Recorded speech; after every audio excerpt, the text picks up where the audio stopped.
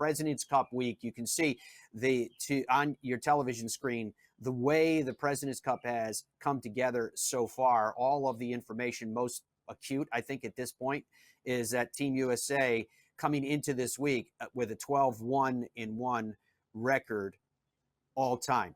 Pretty strong record.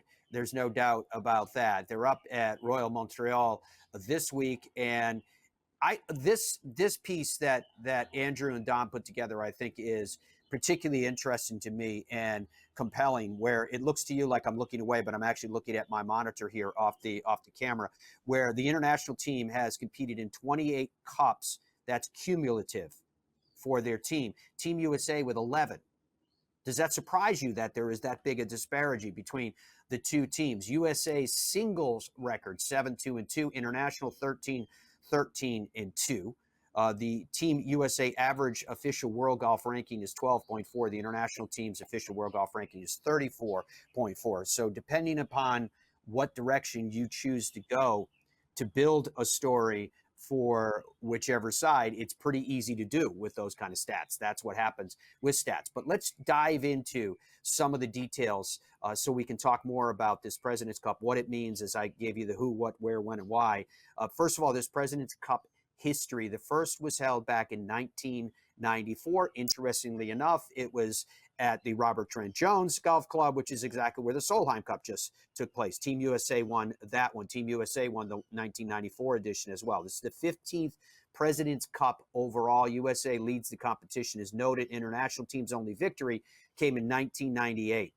452 individual matches since that first one. The USA, obviously, with an edge because they have the winning record of 220, 173, and 59.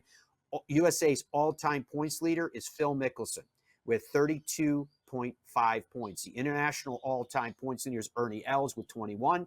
Youngest U.S. player was Jordan Spieth all the way back in 2013. Feeling old now? He was 20 years old when he did that. The oldest USA player was Jay Haas in 2003, and he was 49 years old when he did that. He just shot his age again on the PGA Tour Champions a couple of weeks ago. Youngest international player, Ishikawa in 2009. Rio was 18 years old when he did that. The oldest international player, Jumbo Ozaki, in 1996. He was the same age as Jay Haas at 49 years old. Okay, here are the details of the performances. You heard me mention specifically 1998 when the international team won, and they won convincingly at Royal Melbourne. The last time the competition was held was in 2022 at Quail Hollow in Charlotte, where USA won. They went back to Royal Melbourne in 2019. And the sense was, you've come back to the place where the international team won their only time in this competition. And you know what? It was a tight competition. You can see the score there at 16-14. And you can just go right down the line. In 2015, it was another nail-biter.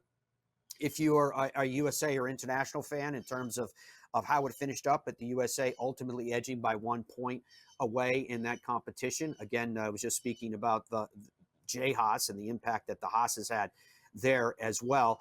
But you could see the way that it flows all the way down to 2003 with the tie 17-17 and down to 1994 with that very first one that they had then. As to the competitors this year, let's take a look at them respectively. Team USA's captain is Jim Furyk. International team's captain is Mike Weir. Distinctive because Mike Weir, obviously Canadian, and with the competition going on at Royal Montreal. For Team USA, and this is where you get into that very, very strong average official world golf ranking, Scotty Scheffler, Xander Schauffele, Colin Morikawa, Wyndham Clark, Patrick Cantlay, Sahith Theegala, Keegan Bradley, Sam Burns, Tony Finau, Brian Harman, Russell Henley, and Max Homa. There are those amongst that list in Team USA who this is their first time playing in a President's Cup. We're excited about that. Theegala is one that stands out in that regard. As to going through the list and the respective teams, because I was just going through Team USA, I'm going to pick up here with the international team on this graphic. If you're with us on the radio side, I'm going to read it out to you so you know. The individual cup records, President's Cup records.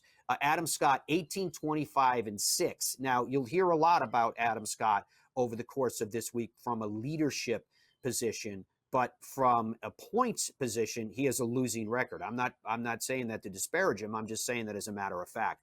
Hideki Matsuyama is 7-10-5. Jason Day is 5-11-4. Then you get to Sungjae Im, 5-3. So the top three guys, the oldest guys, if you please, have a losing record. They need leadership from those guys, obviously. Siwoo Kim, 4-3-0. Tom Kim is 2-3-0. Corey Connors, 0-4-0.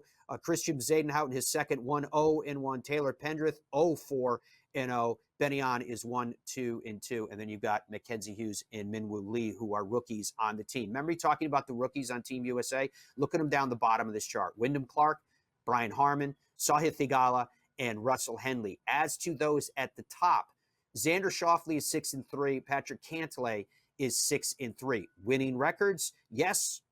Tony Finau is 3-2-3. Scott, here's where it gets interesting though. Scotty Scheffler's 0-3-1. If you didn't know the records and I had asked you what you think Scotty Scheffler's record is in the President's Cup, not Ryder Cup, in the President's Cup, would you have guessed that he was 0-3-1? His friend Sam Burns, 0-3-2. Colin Morikawa, 2-1-0. Keegan Bradley is 2-2-1. And Max Homa is 4-0-0. So that's a look at where we stand for records, team records, etc. Question is this. If, as Davis Love III told us, if the President's Cup and the Ryder Cup are not viewed individually, but collectively as Team USA, right? If, and I'd say if because I think there was a bit of a shift in the naming of Keegan Bradley as captain. I think that, and from what we understand, that was Seth Waugh, who was the outgoing CEO of the PGA of America that came up with that. That to me was a shift from the kind of, we already have our plan set, let's go with who we think it should be. If in fact Seth was like, let's go with Keegan, and everyone was like, okay, we'll give it a shot. So when you look at these leadership positions, how much can we read into it in terms of captains for the respective sides coming up? Now, in this case, I'm particularly talking about Team USA because I think it also gives us a glimpse on the Ryder Cup side, where you have Captain Jim Furyk, who's now been captain of both of those respective teams. But then you have Stuart Sink, Kevin Kisner, Justin Leonard, and Brandt Snedeker. I don't think there's any question that Stuart Sink's going to be a captain. And I think if he's not destined to be a captain of both, I get a sense he's definitely destined to be a captain on the Ryder Cup side. Kiss, I don't know. I mean, Kiss is one of these guys that everybody loves. He's got that same kind of aggressive mindset that I was talking about earlier in the show with Billy Horschel. Is that enough to lift him up to a captain's role, given his career accomplishments? You wouldn't think so, but with the personality, maybe. It's interesting nonetheless.